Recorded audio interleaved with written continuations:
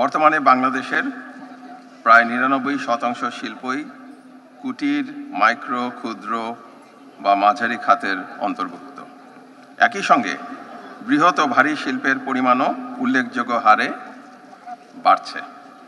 SME হলো সবচেয়ে শ্রমঘন ও স্বল্প পুঁজি নির্ভর খাত।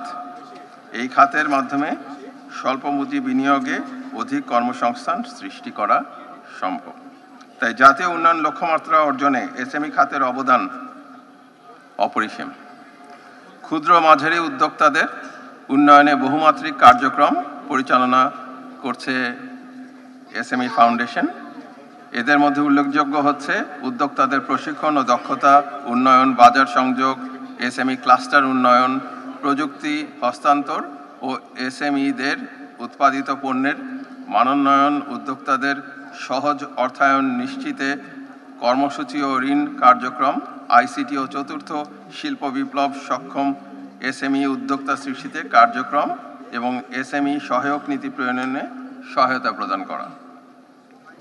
এছাড়া ফাউন্ডেশন নারী উদ্যোক্তা উন্নয়নকে বিশেষ অগ্রাধিকারযুক্ত কর্মসূচি হিসেবে গ্রহণ করেছে এবং এই লক্ষ্যে বিভিন্ন কর্মসূচি বাস্তবায়ন করছে। পাশাপাশি সারা দেশে প্রত্যন্ত অঞ্চলে অবস্থিত ক্ষুদ্র ও মাঝারি ক্লাস্টারগুলোর উন্নয়নের মাধ্যমে আঞ্চলিক কর্মসংস্থান ও আর্থিক সামাজিক উন্নয়নে কাজ করছে।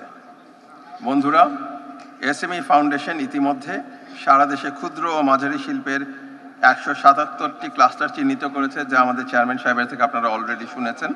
এইসব ক্লাস্টারের উন্নয়ন ও প্রয়োজনীয় অবকাঠামো সম্প্রসারণে আমরা যথাসম্ভব সব ধরনের সহায়তা প্রদান করব, আমরা করছিও। বিশেষভাবে অনুরোধ করছি, বিভিন্ন জায়গায় ছড়িয়ে ছিটিয়ে শিল্প কারখানা স্থাপন না করে নির্ধারিত শিল্প নগরীগুলোতে, যেগুলো বিসিক বা এসএমই বা যেসব ক্লাস্টারগুলো করা হয়েছে, শিল্পের জন্য পার্ক করা হয়েছে, সেগুলোতে আপনারা শিল্প স্থাপন করেন। এতে উদ্যোক্তারা আরও বেশি সুবিধা পাবেন এবং ব্যবসা পরিচালনাও সহজ হবে। বিশেষ করে কৃষি জমি সংরক্ষণ হবে, কারণ বাংলাদেশে কৃষি জমির পরিমাণ কমে আসছে এবং ইতিমধ্যেই সরকার কৃষি জমি সংরক্ষণের ব্যাপারে আইন প্রণয়ন করেছেন। শিল্পায়নের সঙ্গে সঙ্গে স্থানীয় পরিবেশ প্রতিবেশ রক্ষায় আমাদের সচেতন থাকতে হবে। শিল্প নগরীগুলোতে যেন জলাধারগুলোর সংরক্ষণ ও ব্যবহার করা হয় এবং কোনোভাবেই শিল্প বর্জ্য যেন এসব জলাশয়ে প্রবেশ না করে।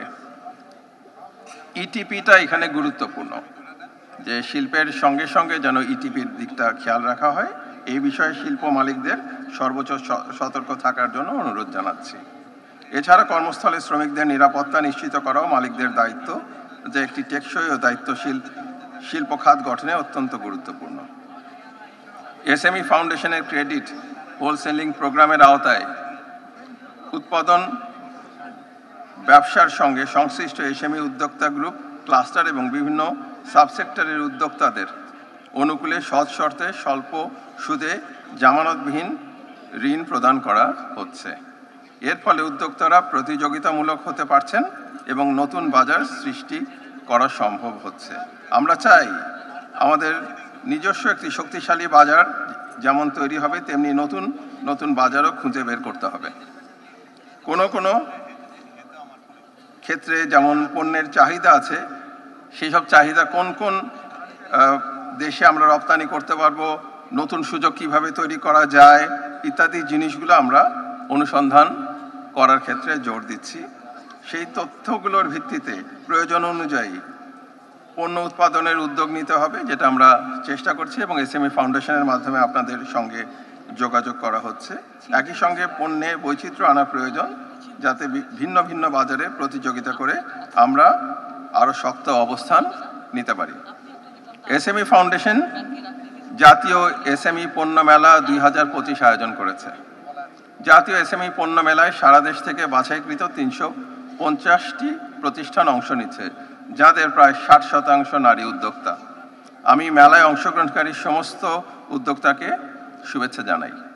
দেশের সামগ্রিক অর্থনৈতিক উন্নয়নে অবদানের স্বীকৃতি হিসাবে আজ যারা এসএমই উদ্যোক্তা পুরস্কার পেয়েছেন তাদেরকেও অভিনন্দন জানাচ্ছি। এই মেলা দেশের বিভিন্ন প্রান্তে ছড়িয়ে থাকা অতি ক্ষুদ্র ক্ষুদ্র মাঝারি শিল্প উদ্যোক্তাদের উৎপাদিত পণ্যের পরিচিতি বাড়াবে। এটি অভ্যন্তরীণ ও আন্তর্জাতিক বাজার সৃষ্টিতে ইতিবাচক ভূমিকা রাখবে।